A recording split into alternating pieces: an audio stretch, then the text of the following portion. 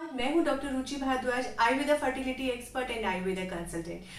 आज का टॉपिक बहुत इंटरेस्टिंग है कि आप लोग अगर सर्दियों में कंसेप्शन यानी कि बच्चे के लिए ट्राई कर रहे हैं तो आपको किन बातों का ध्यान रखना चाहिए और कहाँ पे सावधानी बरतनी चाहिए।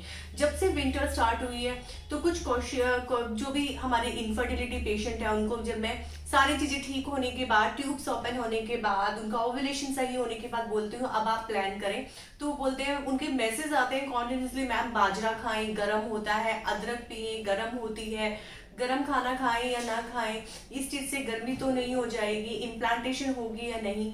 ये वीडियो आपके इन सारे क्वेश्चंस का आंसर देने के लिए है। यस, आपको पता है कि आयुर्वेद में हम जब भी कंसेप्शन यानी कि गर्भाधान प्लान करते हैं तो उससे पहले हम कुछ एक रिचुअल्स फॉलो करते हैं और उस रिचुअल्स में सबसे पहले ऋतु का नंबर आता है। ऋतु मतलब आपका फर्टाइल पीरियड, आपके पीरियड्स ठीक है, आपको पीसीओडी तो नहीं है, आपके अंडे अच्छे से बन रहे हैं और आप किस सीजन में, किस टाइम पे आप कंसीव कर रहे हैं। सबसे पहले जानते हैं गर्भाधान का मीनिंग। गर्भ प्लस आदान, यानी कि गर्भ मीन्स आपकी प्रेगनेंसी, आदान मीन्स रिसीविंग, प्रेगनेंसी को रिसीव करने के लिए जो प्रोसेस किया जाता है उसको गर्भाधान बोलते हैं। आयुर्वेद में गर्भाधान संस्कार एक प्रॉपर एक टॉपिक है जिसपे हम वी कैन से कि सब कुछ बता रखा है। एक स्त्री और पुरुष को फैमिली प्लानिंग से पहले क्या करना चाहिए, ड्यूरिंग द कंसेप्शन क्या उसका रिचुअल होने चाहिए और पोस्ट डिलीवरी क्या होने चाहिए। यानी कि आप अपनी प्रेगनेंसी प्लान करने से पहले भी आप प्लान कर सकते हो आपका बच्चा कैसा हो और वो कैसे हेल्दी पैदा हो। हाँ, आयुर्वेद में हमारे स्क्रिप्चर्स में ये सारी चीजें मेंशन है। अब जानते हैं गर्भाधान प्रोसेस का सही समय। आपको पता है शिशिर और हेमंत ऋतु यानी कि जो हमारे अर्ली विंटर्स और लेट विंटर्स हैं, ये आयुर्वेद में गर्भाधान के लिए सबसे सही समय बताया गया है। हाँ जी, आयुर्वेद में बताया गया है कि जो शिशिर और हेमंत ऋतु होती है उस टाइम पे हमारी बॉडी का बल बहुत ज्यादा होता है, अच्छा होता है, और जो हमारी ग्रीष्म और वर्षा ऋतु होती है उसमें बल कम होता है, और हमारी स्प्रिंग में, ऑटम वेदर में और शिशिर ऋतु में बल जो होता है शरीर का वो मीडियम होता है। यानी कि सबसे ज्यादा बल जब शिशिर और हेमंत ऋतु में होता है, हमारे मिड ऑफ नवंबर से लेके हमारे मिड ऑफ मार्च तक, जो हमारी बॉडी में साथ में होता है, हमारी स्पर्म क्वालिटी अच्छी होती है, हमारी ओवम क्वालिटी अच्छी होती है, तो वो टाइम गर्भाधान के लिए सबसे अच्छा टाइम होता है।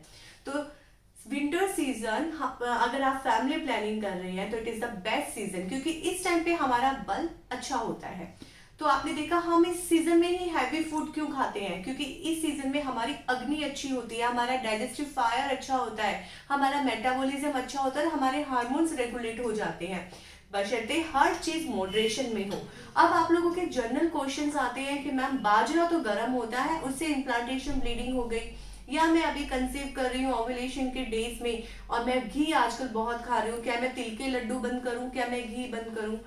डेफिनेटली अगर आप कोई भी चीज बहुत ज्यादा फ्राइड अमाउंट में ले रहे हैं that it should be in moderation, but अगर वो घी आप फ्राइड नहीं ले रहे, अपनी चपाती पे ऊपर से रख के खा रहे हैं या दाल और सब्जी में अलग से डाल के खा रहे हैं, तो वो फ्राइड फॉर्म नहीं है, it is a good fat. वो आपके बल को और अच्छा करेगा, आपकी अग्नि को और साथ में करेगा और मेटाबॉलिक एक्टिविटीज और अच्छे से होंगी। अगर आपको कोई भी डायबिटिक सिंड्रोम नहीं है या फिर आपका कोलेस्ट्रॉल बहुत हाई नहीं है तो डॉक्टर के गाइडेंस में आप ये नॉर्मल डाइट ले सकते हैं। अब बात करते हैं सर्दियों में सबसे ज्यादा यूज करने वाला फूड अदरक। जिंजर को लेके लोगों को बहुत रहता है, मैम पित्त बहुत बन जाएगा, गर्म होता है। अगर वही जिंजर यानी कि अदरक आप मॉडरेशन में लेंगे, यानी कि पूरे दिन में आपने अपनी एक टाइप की चाय में या पूरे दिन के काढ़े में आपने सिर्फ 4 इंच या 3 इंच अदरक को कूट के अच्छे से यूज किया है, तो वो आपको कोई गर्मी नहीं करेगा, वो आपकी बॉडी को बाहर के टेम्परेचर से आपकी स्किन को बचा रहा है, ना कि आपके अंदर के टेम्परेचर को मिसबैलेंस कर रहा है। जिंजर जो होता है बल्कि वो इन सर्दियों के सीजन में आपका ब्लड थिक हो जाता है, गाढ़ा हो जाता है, बल्कि ये जो जिंजर होता है आपके ब्लड को पतला करने की टेंडेंसी रखता है, और जिससे कि ओवरीज की तरफ स्टिमुलेशन बढ़ेगा और आपको कंसेप्शन जल्दी होगा, यानी कि एक तरह से ब्लड थिनर का काम करेगा। तीसरा जो सबसे ज़्यादा हम फूड सर्दियों में यूज़ करते हैं वो रहता है कि जैसे कि काली मिर्च हमने सूप में डाल ली या फिर हमने खाने में काली मिर्च डाल ली, तो उन सारी चीज़ों को लेके लोगों को रहता है कि काली मिर्च तो गर्मी करेगी। काली मिर्च गर्मी नहीं करेगी, वो आपके मेटाबॉलिज्म को बूस्ट करेगी। अगेन मैं वही बात बोल रही हूँ, वो मॉडरेशन में होनी चाहिए। बहुत ज्यादा, जरूरत से ज्यादा यूज ना करें। पूरे दिन में अगर आप 3 से 4 पिंच आपके खाने में काली मिर्च है तो वो आपके मेटाबॉलिज्म को और अच्छा करेगी। फोर्थ जो इस सीजन में हम सबसे ज्यादा फूड यूज करते हैं वो रहता है घी। घी को लेके लोगों को रहता है कि मैम ये हमारे बॉडी में कोलेस्ट्रॉल लेवल बढ़ा देगा या फिर ब्लॉकेज तो नहीं कर देगा। घी अगर आपका मॉडरेशन में है, फ्राइड नहीं है, तो वो बहुत अच्छा है। गुड फैट आपका इंक्रीज करेगा, आपके शरीर को और बल मिलेगा।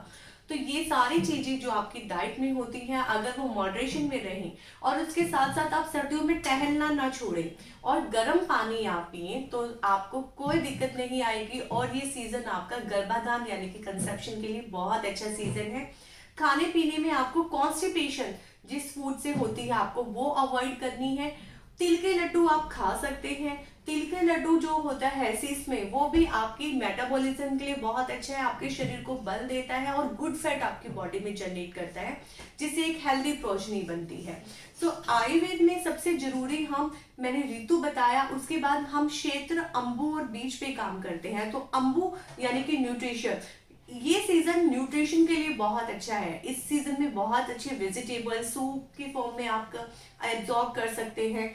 और ऋतु पे हमने काम किया क्षेत्र, यानी कि हमारे यूट्रस को स्ट्रेंथनिंग देने वाले फूड इस सीजन में गुड़ है, चना है, जो फीमेल्स के लिए बहुत अच्छा है। आप रात को बेड टाइम पे अगर आपके डॉक्टर आपको एडवाइस करते हैं तो दूध आप ले सकते हैं। आधा कप दूध के साथ आप थोड़ा सा गुड़ लेंगे तो आपके यूट्रस की स्ट्रेंथनिंग बढ़ेगी, अंदर की लाइनिंग अच्छी बनेगी और आपका बच्चा सही तरीके से इम्प्लांट होगा।